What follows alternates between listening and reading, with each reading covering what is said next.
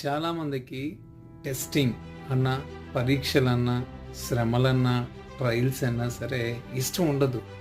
ఎందుకంటే టెస్టింగ్ లేకుండా అన్నీ కూడా దొరికిపోవాలని వాళ్ళు ఆలోచిస్తుంటారు. కానీ వాళ్ళొక రూ. 10 ఇచ్చి ఏదైనా వస్తువును కొన్నప్పుడు దానికి మాత్రం టెస్ట్ చేస్తారు.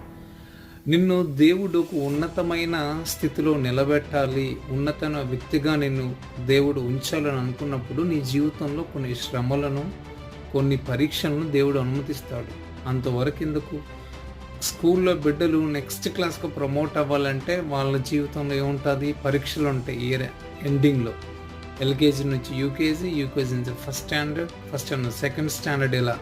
మరి మన జీవితంలో దేవుడు మనల్ని ఆశీర్వదించాలని కొన్ని పరీక్షలు అనుమతించినప్పుడు మనం దిగులు పడకూడదు, భయపడకూడదు. నిన్ను ప్రమోట్ చేయాలనే, నిన్ను ఆశీర్వదించాలనే దేవుడు నీ జీవితంలో కొన్ని పరీక్షలను అనుమతిస్తాడు. So praise the lord.